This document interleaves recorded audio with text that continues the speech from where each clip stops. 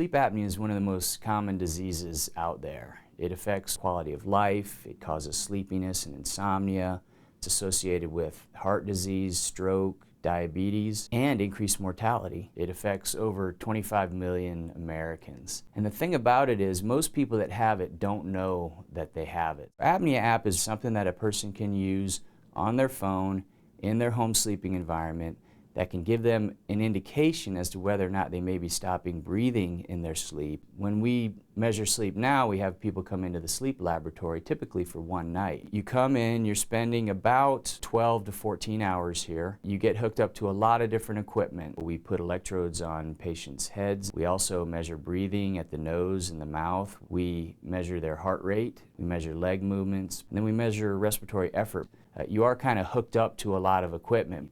In a bedroom setting, you could think of a person who's just going to sleep. He can just turn on our app, press the record button, and then place the phone on his sideboard, just regular how he would leave it for charging, and then sleep. That's it. We are turning the phone into an active sonar. The concept is similar to as how a bat works. So we emit an inaudible signal using the phone speaker, and these signals would get reflected off the body and is recorded by the microphone. It actually monitors your abdominal breathing motion, and then it also detects all the other motions like leg movement, overall body movement, etc. When there are two people, they are actually at different distances from the phone. So our signal actually converts each of this distance into a unique frequency pattern in the phone. In order to test ApneaApp, we actually worked at the UW Harborview Sleep Lab.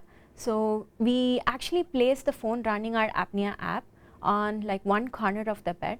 And then we compared the results which we obtained using our ApneaApp and the original polysomnography test.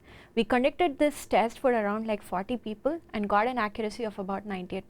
ApneaApp is still in the developmental stages at the moment, but we do believe that ApneaApp has a lot of potential.